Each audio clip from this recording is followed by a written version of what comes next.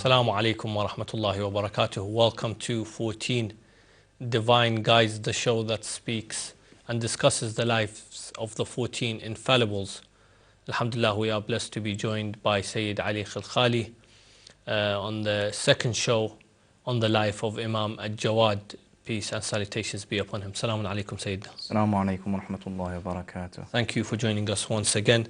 Just to recap from last week, we spoke about the Imam's father, his mother, his titles and why he was given these titles, his upbringing, and some of the confusion that was caused when Imam al-Rida Salamullahi alayhi passed away, was martyred, poisoned by al-Ma'mun, and the Imam was only around 7 years old, Imam al-Jawad, and there was some confusion within the Shi'as and obviously within other sects of Islam as how a 7-year-old can lead the Ummah. Inshallah, today we will continue our discussion, and as mentioned during these shows, we will try to take lessons from the life of the Imam Salamullahi alayhi to better ourselves for this life, and inshallah to gain paradise in the next life by taking the examples of these 14 divine guides.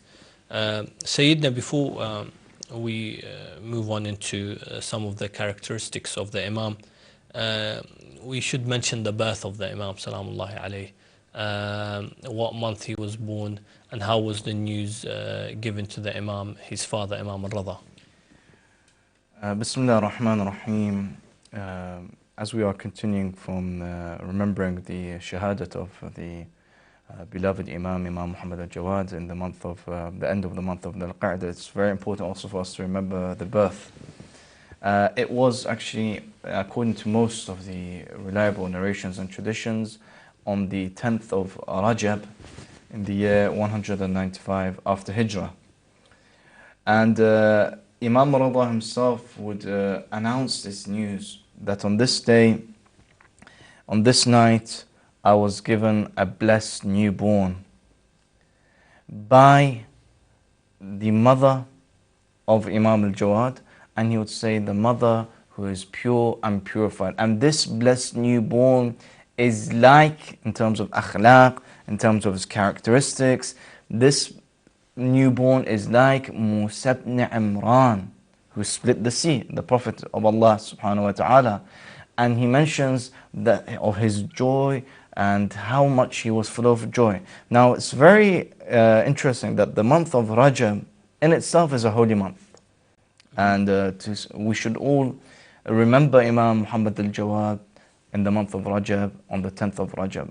Sometimes we notice that some communities or some centers, what they do is they combine all of the celebrations of the Imams. As we know, Imam al-Hadi was born in the beginning of the month of Rajab, Imam al-Jawad on the 10th, and Imam Ali alayhi salam on the 13th. And every single one of these Imams must be entitled to one night, very least, of a remembrance gathering, of a majlis, and we should always endeavor to have a specific night, especially for the youth, on the birth of Imam Muhammad al-Jawad in the month of Rajab. And this month of Rajab is a holy month.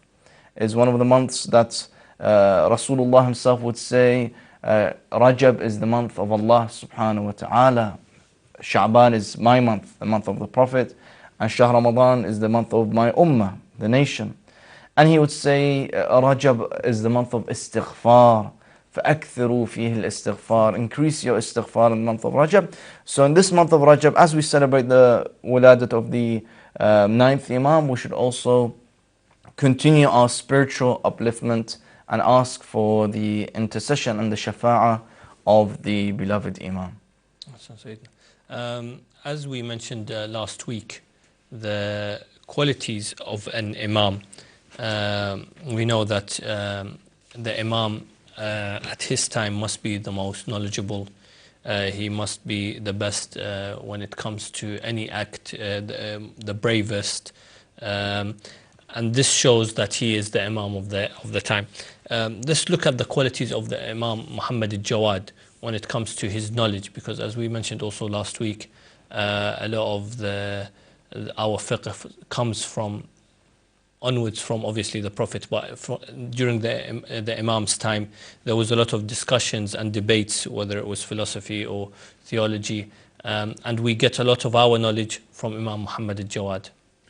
Imam Muhammad al-Jawad, first of all, he was in Medina, and we could say that Medina to Nabi was not just had its holy significance for the city of the Holy Prophet, rather in addition it had the significance that the Imam of the time was present there. And many people from different parts of the world would come towards the holy city of Medina, and they would ask Imam Muhammad al-Jawad questions, and he would provide them with the most perfect of answers. So in itself, Medina, the city of Medina had become a headquarter, a university where scholars and students and theologians, philosophers, scientists even, as we know, Imam al-Jawad did not just progress the teachings of Islam in terms of just fiqh issues, in terms of jurisprudence and aqaid. Rather, we notice also in terms of medicine, sciences, and every other science, Islam, and by the wasila of the ninth Imam, progressed even further. And then we notice that when the Abbasid caliphs, when they invited the Imam to Baghdad, and on a number of occasions the Imam was asked questions. Now, one of the beautiful characteristics of the Imam, in addition to his great knowledge, was that he was humble. When they would ask a question, he wouldn't answer straight away directly. He would give others the opportunity to answer. He would allow others to answer. Give others a chance. Give others the time, give others the chance, and then at the end, after they insisted, Imam al-Jawad would answer and provide the most correct and the most perfect answer. And it occurred that, as we mentioned, the incident of Yahya ibn Aktham, when he asked one question about the situation of a person in ihram, if he hunts and kills an animal or prey, what's his situation? The Imam answered many questions and different scenarios, and then he went into details of each scenario. Then that was at the time of Ma'mun, the Abbasid Khalif. Then many years later, when Ma'mun had passed away, his brother, by the name of al-Mu'tasim, who was a staunch enemy of the Ahlulbayt. He was very harsh against the teachings of the Ahlulbayt and the Imam of the time, Imam Muhammad al-Jawad. And we notice what he done is, on one occasion, they came to the courtyard, and a thief, he himself admitted that he stole, and he wished to have the punishment. There's a punishment for a thief if all the conditions have been set for him to be punished. So between themselves in the courtyard there was a confusion. They knew that according to the ayah of the Quran, the divine decree of Allah subhanahu wa ta'ala, that the punishment after all the conditions have been set, that the hands must be cut. But there was confusion. One of the scholars there said that the hand that must be cut must be till the wrist. The whole hand must be cut. The thief, the whole hand must be cut. Why? He mentioned that Allah subhanahu wa ta'ala mentions that when we perform tayammum in chapter 5 verse 5, that the hand when we perform tayammum is up to here. That's the meaning of hand. But his name was Ibn Abi Dawood. Then there was another scholar, he said, no, I disagree. And you notice today some of the fiqh of some of the madhahib are a lot based on this discussion that took place. He said, no, I disagree. I said, what do you mean? He said, no, the hand must be all the way till the elbow. You must cut off and punish the thief by cutting his up to his elbow. He said, wow. What's your basis? He said, again, chapter 5, verse 5, when Allah subhanahu wa ta'ala mentions that we must perform wudu, فَاغْسِلُوا وُجُوهَكُمْ وَأَيْدِيَكُمْ إِلَى الْمَرَافِقِ, up to the elbows. So between themselves there was confusion. There was the word yad has been used in different ways. And some of them even went to as far as saying up to the shoulders. Why? Because in biology, in Arabic linguistics, when you say yad, it's all the way to the shoulders. Until they came to the divine guide, the divine Imam, the perfect one. They asked Imam Muhammad al-Jawad that we are now confused. Which one is it? Is it the up to the wrist, up to the elbow, up to the shoulder? The Imam said, none of you in this situation have got the right answer. And the answer is that we must chop off only after all the conditions have been set. The punishment is the 4 fingers. He said, how? He said, from the Quran. Allah subhanahu wa ta'ala says, إِنَّ الْمَسَاجِدِ لِلَّهِ. The masajid here does not mean mosques in terms of mosque, masjid. Masajid means the places of prostration, sajda. And the places of sajda, according to the ahadith, which is numerous and agreed by everyone, are 7. The forehead, the 2 palms, the 2 knees, and the toe, the big toe of the feet. So this sajda, the 2 hands are part of the holy places for us to perform sajda and salah. So we cannot remove their hands, and we cannot remove their elbows, or even all of their arms. And here they were all agreed, according to the Quran and the hadith from the Holy Prophet. The correct answer was the answer of Imam Muhammad al-Jawad, salawatullah wassalamu alayhi. And our fiqh, many of our fiqh now is based on many of the, not just the hadith of Imam al-Jawad or just the discussions of Imam al-Jawad, but the debates that he had, and he managed to solve all of these questions that we may have today with these discussions and debates that he had with people of other madhahib and other groups and other theological groups also. Thank you. Looking at the Imam's life, and knowing that he was one of the final Imams, how would, inshallah we will look at the time of the Imam in the next part, how did the Imams leading up to Imam al-Mahdi try and prepare their Shi'as, their companions, the Ummah, that there will be now an Imam that will go into occultation?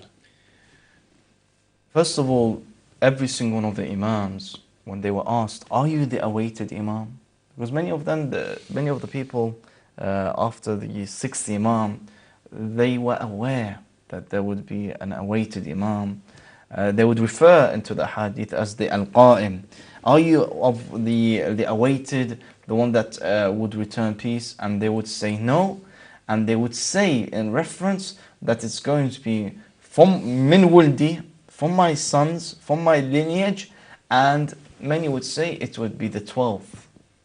And when Imam al-Jawad himself, he would actually prepare them. One was the age of the Imam al-Jawad, as we mentioned, that the age in itself, when they agree that an 8-year-old is, when they agree and have accepted that the 8-year-old is an Imam, then there should be no confusion when the 5-year-old Imam al-Hujjah is the Imam of the world and the universe. So that in itself was preparing the Muslims, the nations. As we notice, many of the Imams after Imam al-Jawad, also they were Imams at young age. So it's a preparation for the 12th Imam. So, secondly, at that time, not just the followers of the Ahlulbayt knew that the 12th Imam is near, as we're now the 9th Imam. So the 12th Imam's appearance, the 12th Imam would be born soon. But even the enemies of the Ahlulbayt, the Abbasid caliphs, they knew that there would be a 12th Imam who would return back peace and justice. So they themselves wish to be honored and proud that they have a 12th Imam, and that the 12th Imam supports them. So for example, Ma'mun himself, when he invited the 9th Imam towards his courtyard in Baghdad, he would offer his daughter al-Fadl towards the ninth Imam for marriage.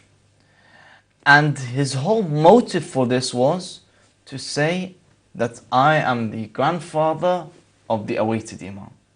That look at our status, the Abbasid Caliphs, that we are in the lineage of the 12th Imam, the 12th Imams from us. And they plan, Allah plans, and Allah is the greatest of planners. The marriage took place, and even the marriage that took place with al-Fadl, it's very interesting that the Imam, he himself recited the khutbah. And the khutbah that we now recite, the nikah khutbah that we recite now in the marriage ceremonies, is from the same khutbah that Imam al-Jawad recited, with the hamd and thana and the blessings and the ayat of the Quran. So that in itself is a lesson for us, and we gain. But also the marriage in itself shows us a lot of the difficulties that the Imam went through and the patience that he had, especially in terms of this situation. And Allah subhanahu wa ta'ala planned, and the son of Imam al-Jawad, Imam Ali al-Hadi, was not from al-Fadl, was rather from another wife of Imam al-Jawad. Thank you, Sayyidina. Inshallah, we will look at that in the next part, because we are due for a break actually. Inshallah, in the next part we will try and look how the Imam was forced to move to Baghdad from Medina, his hometown, and what he faced in Baghdad. We know as the Abbasid Caliphs, the one died, the one that came after was probably worse, and it continued up until the Imam of our time, Imam al-Mahdi, Ajjalallahu ta'ala farajahu al-Sharif. Al-Ma'mun died, Al-Ma'mun lived during the time of Imam al-Rida. He also lived during some of the time of Imam al-Jawad, salamullahi alayh. And then his brother took over. And a lot of these, we'll speak about this inshallah, a lot of these caliphates, they either kill each other themselves, even if they're brothers, or even if it's a father and a son, they fight to get the power of the Muslim nations, and they always try to keep the Imam close to them, so they keep their eyes on him, and they are always afraid from a revolution from the present Imam. Inshallah, we will look at that, the political life of the Imam, after this short break. Wassalamu alaikum wa rahmatullahi wa barakatuh.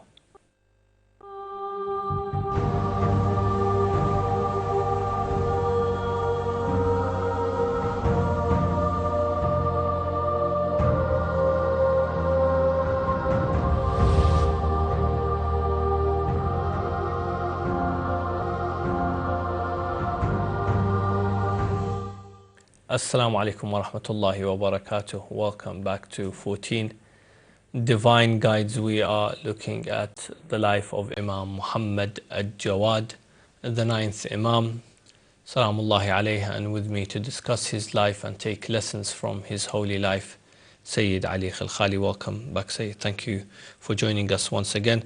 In this part, inshallah, we'll try and look at the time and the age of the Imam, the age that he lived in. We know during, for example, the Umayyads' time, the capital that they took was Sham, and then the capital was moved, for example, during the Abbasids' time, during Harun al-Rashid, it was in, for example, Baghdad. During al-Ma'mun, he moved it somewhat towards Tus or Khurasan.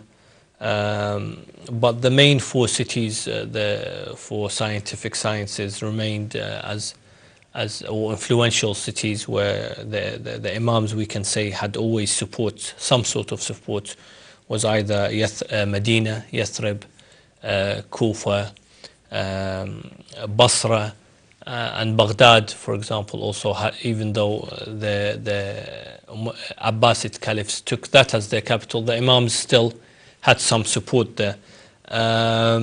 What was the political life that the Imam lived in, knowing that his father and his grandfather had been either killed, poisoned by the ruling caliph. So once again, Ma'mun, who was then in Baghdad during the time of Imam al-Jawad, he had animosity and hatred towards the Ahlulbayt and the Imam, like the previous Abbasid caliphs and those who succeeded him. But what's interesting is that he knew himself that this Imam al-Jawad, has noble characteristics, has pure qualities, is the most perfect person.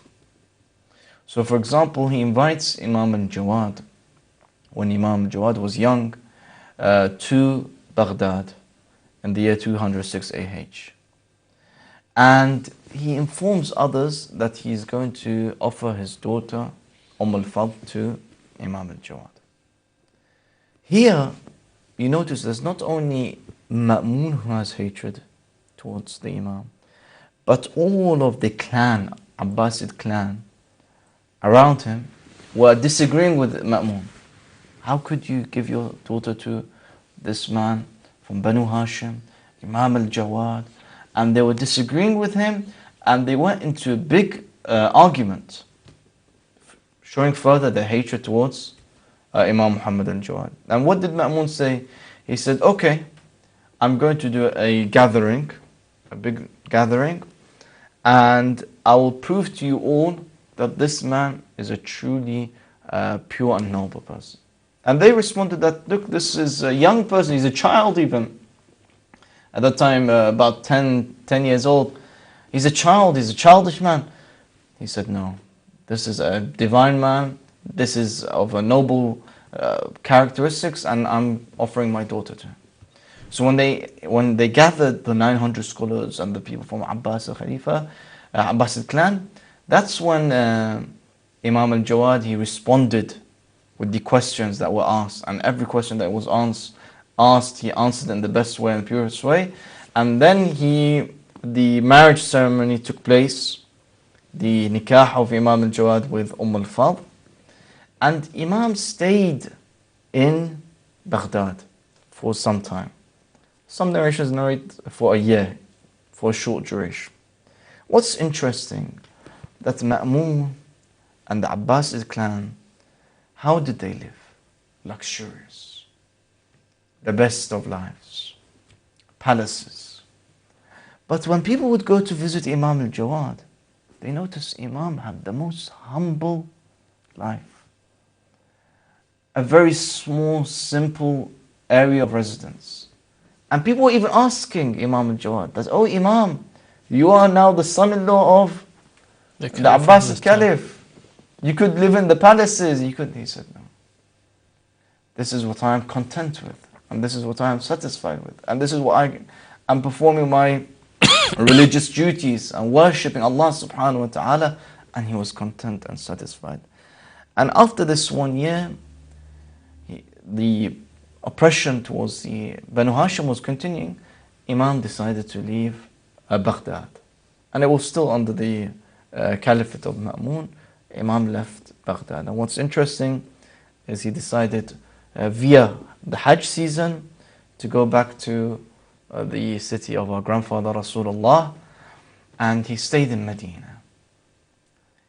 When he was in Medina, al-Fadl, his wife, she grew in jealousy towards Imam al-Jawad. As Imam al-Jawad, he married a second lady who was of the lineage of the great companion Ammar ibn Yasir.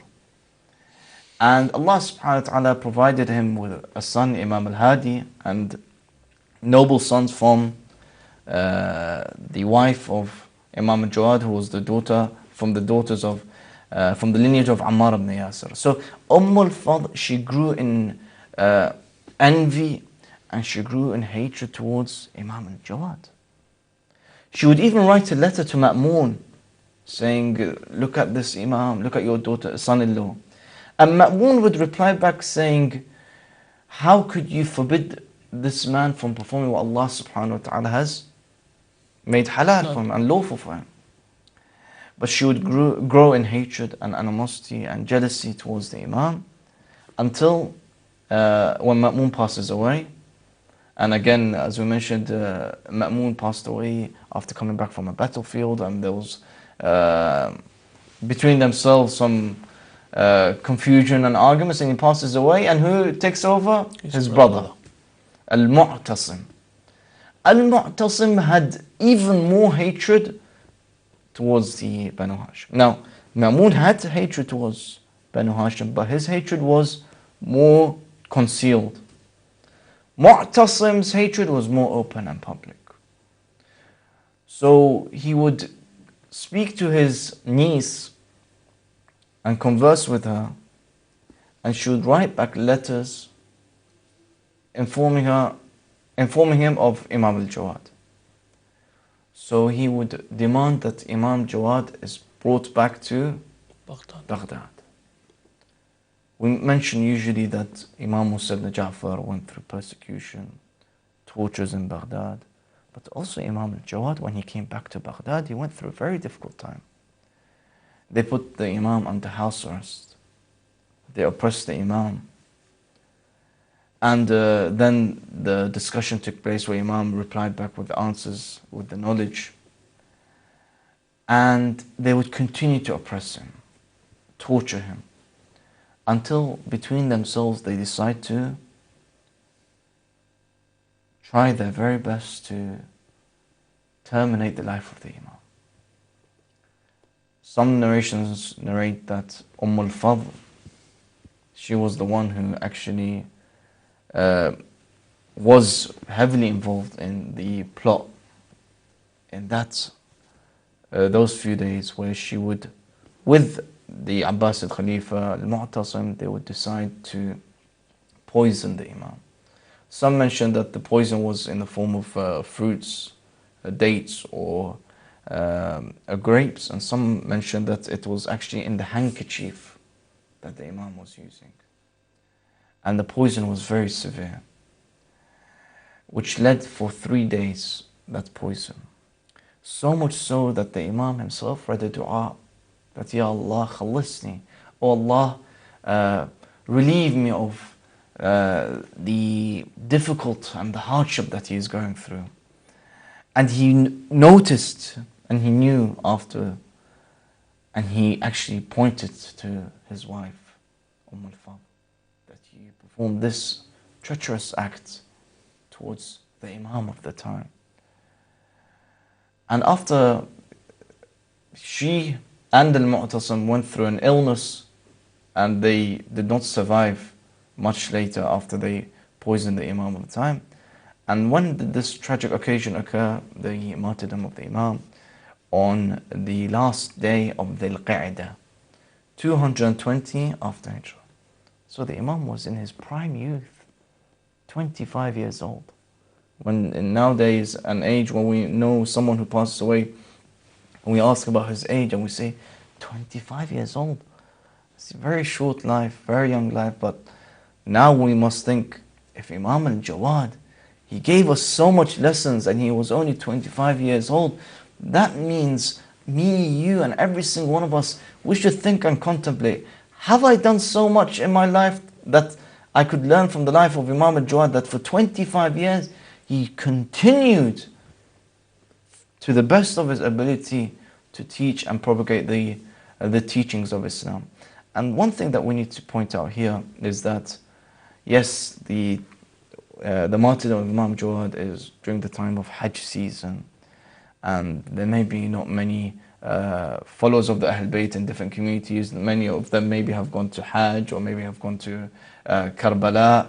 But it's very important for our Islamic centers and our mosques and Imam Bargas to remember the martyrdom of Imam al-Jawad. And not just the centers, but every follower of the Ahlulbayt should try their very best to have a ceremony or gathering remembering the shahadat of the beloved Imam.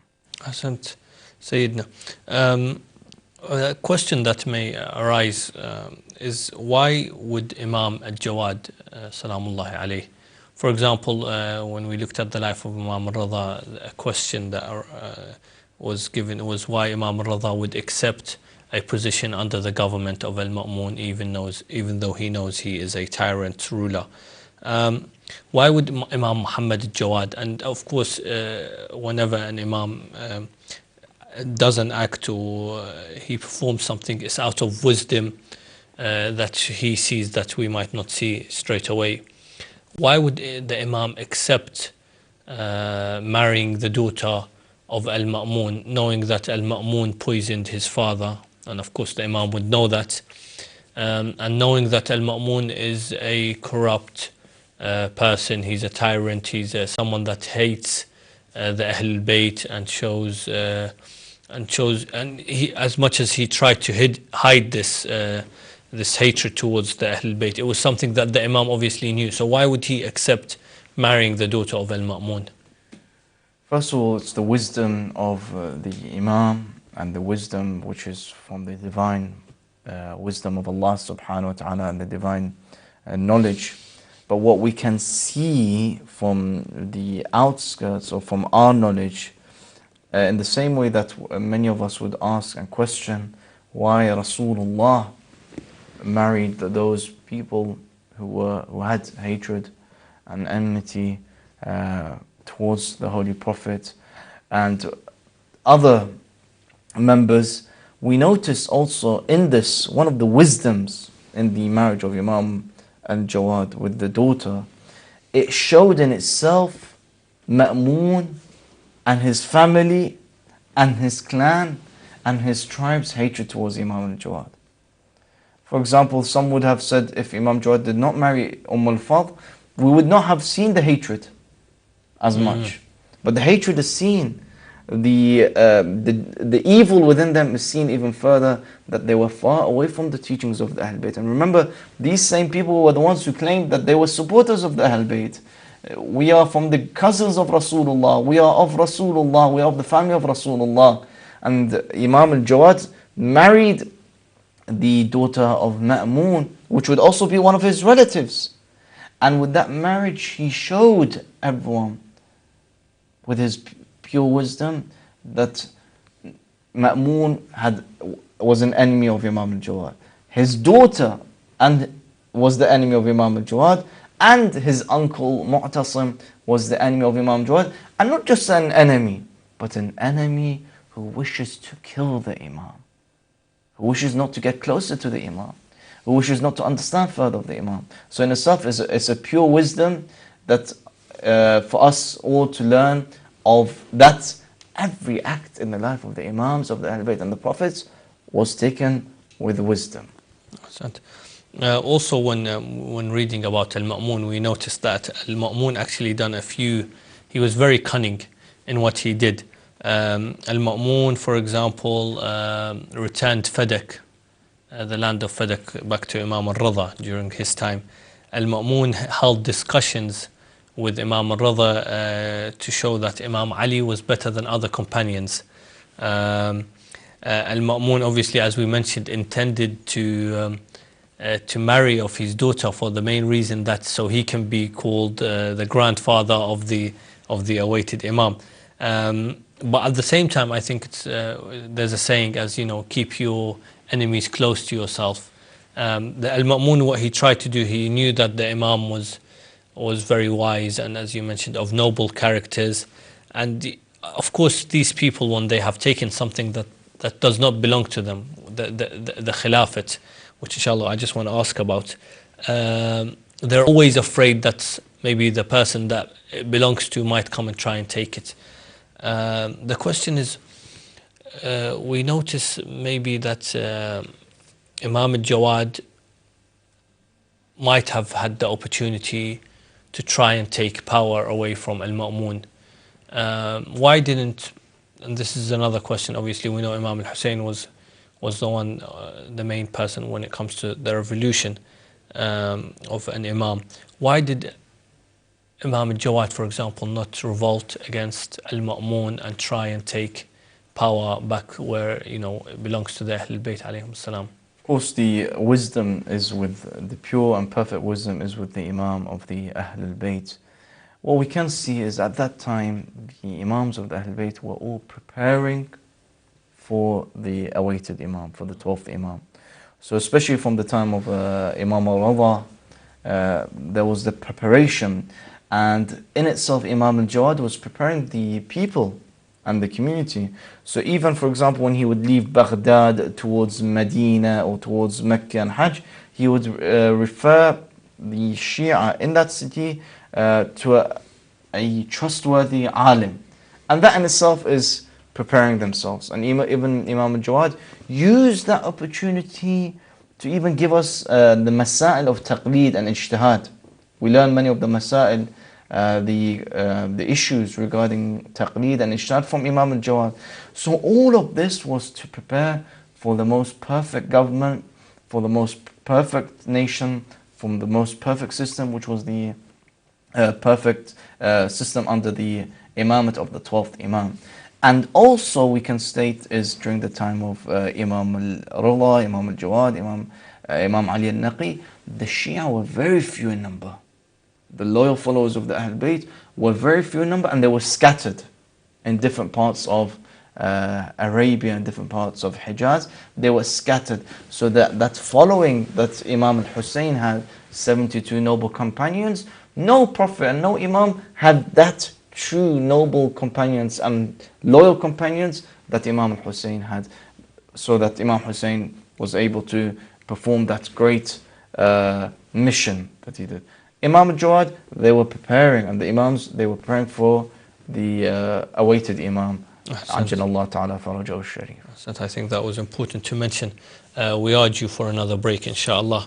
And after the break, we will go through the lessons that we may gain from the life of Imam al-Jawad salamullahi alayh.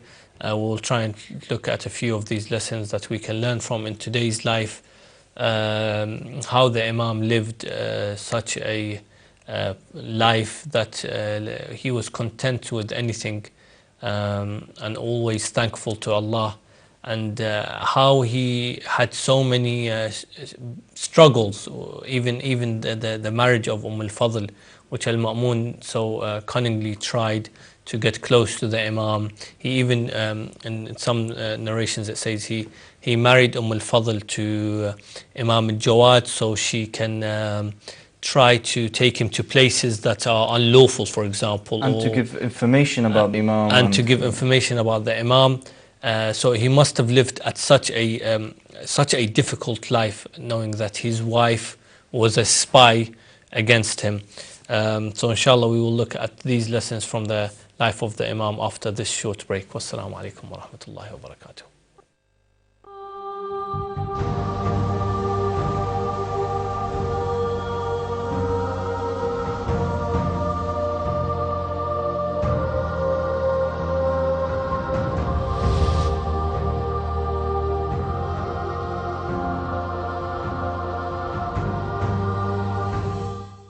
Assalamu alaikum wa rahmatullahi wa barakatuh. Welcome back to 14 Divine Guides, the show that looks at the lives of the 14 infallibles and tries to take lessons from these divine guides. If you have missed any of our episodes, you can watch them on demand, inshallah, at your own convenience. And inshallah, we hope to make this a set for us to learn from. And inshallah, this show can continue. That we always try to have a lesson, at least one lesson, taken from the lives of the 14 infallibles. Most these lessons are not just Islamic lessons, we can say. They are lessons for us to make ourselves better humans and then better Muslims, inshallah. Al-Kulayni mentions here about Imam al-Jawad. He says that al-Ma'mun tried every trick against Imam al-Jawad, but he always failed. One of these tricks is that when he first welcomed Imam al-Jawad, when he brought him to Baghdad, and this is something for the youth, when he first brought Imam al-Jawad to Baghdad, he made sure that there would be 200 beautiful maids waiting for the Imam as he would be received. Each one of them would give him a cup full of jewels to receive the Imam. So imagine 200 beautiful maids coming in as the Imam would be coming into the palace, for example, of al-Ma'mun, to give him a cup full of jewels. And the Al-Kulayni mentions here, he says the Imam did not even look at one of them. He did not even look at any of these maids. So al-Ma'mun would always try his best to always maybe put down the status of the Imam, or because he knew that an Imam would be infallible. So he always tried to look at the Imam and look at his flaws. And they say, as you mentioned, in the second part, the al-Ma'mun, even though he was an enemy of the Ahlulbayt, he was actually impressed by Imam al-Jawad so much that he wanted his daughter al-Fadl to marry him. We've looked at some of the holy life of the Imam during these last two shows.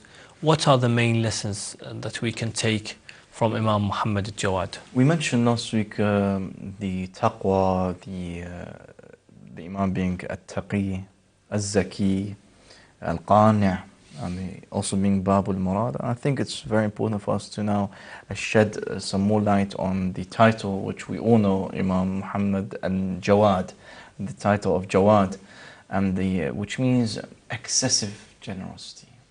He was open-handed, he was charitable, he was kind. And I think we shouldn't just mention the title, but we should also, as you mentioned, take lessons on how Imam al-Jawad was generous. For example, on one occasion, they say that there was a man by the name of Ahmad ibn Hadid.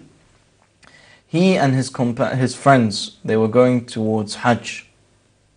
And on the way towards Hajj, a thief came and stole all their money and their luggage. When you have a need and a haja, where do you go to? You go towards the Imam of the time. And you ask him for wasila and help. So Ahmad, who was known, Imam knew him, he went to the Imam of the time. And he informed the Imam that we have been stolen. And our luggage has been stolen. Imam gave his own clothes, to Ahmad and the companions and their friends. And he gave money to Ahmad ibn Hadid. And when Ahmad checked the money, it was exactly the amount of money that had been stolen. They didn't expect Imam al-Jawad to be so kind and generous, to provide them with not just money, provide them with clothes, provide them with residence. So much so that whenever Imam al-Jawad was either in Baghdad or in Medina, people knew that if there was a difficulty or hardship or something they really needed, they would go to Imam al-Jawad.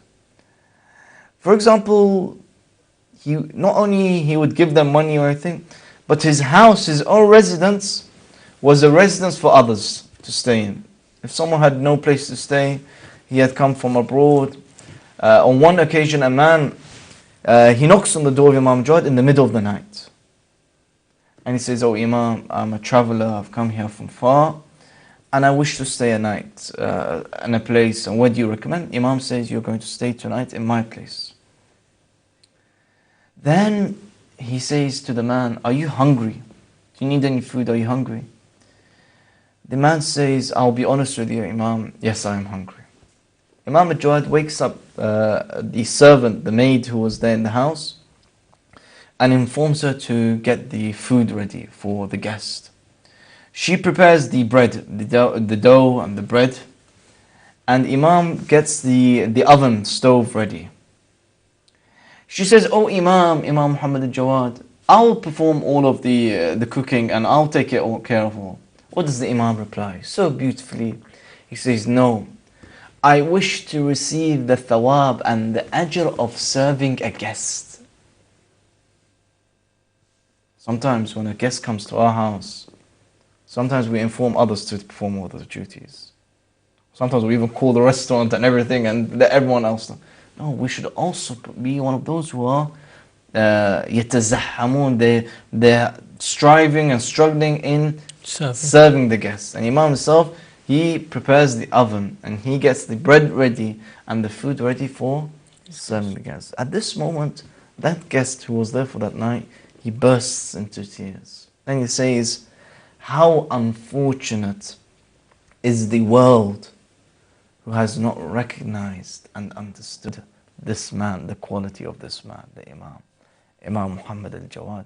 So he was known for his generosity, and his generosity was not only towards his companions, towards his friends, but even towards his arch enemies, even towards those who hated him. And on many occasions, Ma'mun, he would not only provide the Imam with gold and dirhams, many jewels and everything, but even when he would offer them to the Imam, and maybe sometimes he would even force the Imam to have them, Imam would immediately give them to charity and provide it to others, saying that I am content with what I have. I am satisfied with what I have. I do not need to live in luxury or anything. And that's the Imam al-Qani', al-Jawad, al-Taqi, al-Zaki. And these are one of the few lessons I think we should also shed on the ahadith that the Imam mentioned throughout his life. Inshallah. Just before we move on to the ahadith, we mentioned that al-Fadl did not give birth to a son for the Imam, but another wife did. Who was this wife, and how did the Imam appoint Imam al-Hadi as the successor? Did he have any other sons? Was there, because sometimes we notice there's some confusion as who is the next Imam. Is it clear cut that Imam al-Jawad appointed his son Ali al-Hadi as the next Imam? So Imam al-Hadi, who was the son of Imam al-Jawad, not from al-Fadl, from the daughters of, from the lineage of Ammar ibn Yasir. She was a very noble lady, a pure lady, a pious lady, a loyal lady towards Imam al-Jawad, and she would always serve the Imam. Some narrations mention that Allah subhanahu wa ta'ala provided the Imam with 4 sons from this noble mother. And some mentioned that there were 2 sons, one Imam Ali al-Hadi, and another brother who was very pure and noble, but he himself and all around, they knew that Imam Ali al-Hadi was the next Imam. First of all, from the ahadith, that the next Imam, his name is Ali. Second of all, when they came towards Imam al-Jawad during the last few years, and even when he was young, they would ask him who would be the next Imam. He would directly refer them to Imam al-Hadi during his young years. And thirdly, when Imam passed away, he was poisoned, Imam al-Hadi was the one who would pray the salah, and he would take care of the funeral ceremony. And that in itself is one of the indications, one of the signs of the next Imam. As we mentioned, that the Prophet, when he passed away, his funeral ceremony and his funeral salah was led by Amir al-Mu'mineen, and every other Imam who succeeded would be the one who would lead the salah. There wasn't much confusion actually. As you notice, after Imam al-Rida, there were not many sects after. There were no other sects in the Shia madhab. See, before Imam al-Rida, there were the Waqifiyya, and then before the Waqifiyya sect, there was the Ismailiyya sects, and before that there were the Zaydi sects, and before that there were other sects, the Khawarij, and other sects who branched out. But after Imam al-Rida, many of those sects which were previous, they declined, and there were no other sects. So after Imam al-Rida, the Shia were all Ithna Ashari. They were all agreed that Imam al-Rida, after him is Imam al-Jawad, after him is Imam al-Hadi, Imam al-Askari, and Imam al-Hujjah. So we do, even today, we do not know of anyone who follows only the 10th Imam. Yes. Or the 9th Imam, Imam al-Jawad, or the 11th Imam. All of those after Imam al-Rida continued to follow the Imams of the Ahlulbayt till Imam al-Hujjah ajalallah ta'ala farajahu al-Sharif. Ahsantum. And if we were to take a few narrations, hadiths from the Imam that we can learn from, what are these? One hadith which is very particular for myself and every follower of the Ahlul Bayt, the Imam says that when one listens to a speaker, to a lecturer, it's as if he is serving him. if the speaker is speaking, inviting others towards Allah subhanahu wa ta'ala, then it's as if you are worshipping Allah subhanahu wa ta'ala in that gathering, in that majlis. But if that speaker in that session invites others away from the path of Allah subhanahu wa ta'ala, then it's as if in that session you have gained proximity towards shaitan. Here we learn a number of lessons. That if we are true Muslims, every lesson, every lecture, every speech that we give must be only for Allah and Allah alone. And if we attend a lesson, a lecture, a speaker who invites others to a path other than the path of Allah subhanahu wa ta'ala, and that path is the path of the Quran and the Ahlulbayt, then we should avoid it. Then we should leave it. And the Imam himself is saying that there may be speakers who may be Muslims, but they are inviting others to a path other than Allah subhanahu wa ta'ala. And if you stay in that session, it's as if you are worshipping or obeying shaitan. So inshallah, this is a lesson for every single one of us, that we need to clarify where we are going, identify the session that we are in. And especially now that we are coming towards the month of Muharram and Safar, we need to inshallah pray to Allah subhanahu wa ta'ala that our sessions are purely for Allah subhanahu wa ta'ala, sincerely for Allah subhanahu wa ta'ala, and we invite others towards the path of Allah and none other than Allah subhanahu wa ta'ala. Then, of the many ahadith that I read of the life of Imam al-Jawad, one hadith that he mentioned, which is very in relation to today's society, he mentions that an evil friend is like an unsheathed sword. It's nice to look at, but very dangerous to act upon. Today, we may have people around us that we may find them that they're nice, it's good to hang around them. But if they are evil, they cause more harm than good. And if they are evil, then we need to avoid them as much as possible. For every single one of the Ahlulbayt, they would say, Iyak, Iyak, beware of an evil friend. Of a friend who is Rafiq as-Su', a sinner. And man is known by the company he keeps. And if one is around those who are sinners, then they themselves would be affected and afflicted with this tribulation of sinning and going towards the path away from Allah subhanahu wa ta'ala. So we need to beware of those who are around us and try our very best to be around those who bring us closer towards Allah subhanahu wa ta'ala, the good mu'mineen, the good friends, inshallah. Ahsantum Sayyidina. And just to, before we finish off, the Imam al-Jawad salamullahi alayh shares a similarity in his martyrdom to that of Imam al-Hussein alayhi salam. What is this similarity? The fact that just like his grandfather Imam al-Hussein, he wasn't buried straight away. He wasn't buried straight away in the sense that also there was a few days took place. Some narrations say 3 days, exactly like Imam al-Hussein. And even just before he passes away, similar to other Imams of the Ahlulbayt, when they notice that the Imam's going through difficulty, they will notice that the poison's affecting him. When they notice that he's full of pain, he would say out, La yawmka yawmaka ya Aba Abdullah. That there is no day like the tragedy of Aba Abdullah Hussein. Hence you would notice that even in the musib of Imam al-Jawad, in the martyrdom of Imam al-Jawad, many of the speakers, many of the lecturers, they would refer directly from Imam al-Jawad to the tragedy of Imam al-Hussein. And his burial took place 3 days after, similar to Imam al-Hussein. So many people refer to Imam Hussein saying, but they would also say that Imam Hussein did not have a ghusl, did not have a kafan, did not have the true rites of a burial place, of a burial ceremony.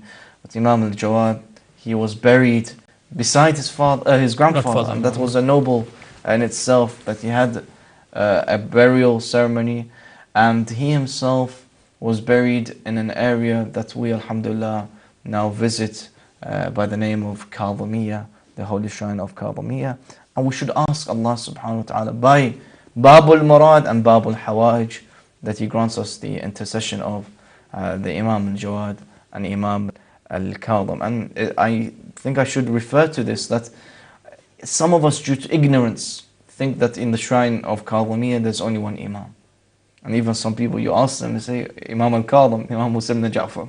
But there are two Imams, Imam al-Kadhim and Imam al-Jawad. And it's very important for us to respect the rights of both the Imams and fulfill our duties and responsibilities of both Imams, Imam Muhammad al-Jawad and Imam Musa ibn Ja'far. Salawatullah wa salamu alayhim ajma'in. Ahsantum, Sayyidina.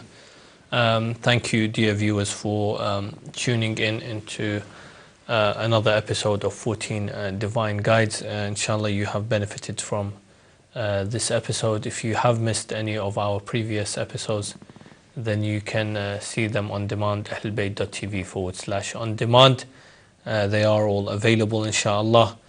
We thank Sayyid Ali Khalkhali for granting us 2 episodes on the life of Imam Jawad Salamullahi alayhi. Inshallah, that the viewers have benefited from. Inshallah, we ask Allah to accept what little we have offered, and inshallah grant you the ziyarat, the visitation of Imam Jawad and Imam al-Kadhim and their intercession. Viewers, thank you for watching. Next week, inshallah, we will be joined by a new guest looking at the life of Imam al-Hadi. We will see you next week, same time. Wassalamu alaikum wa rahmatullahi wa barakatuh.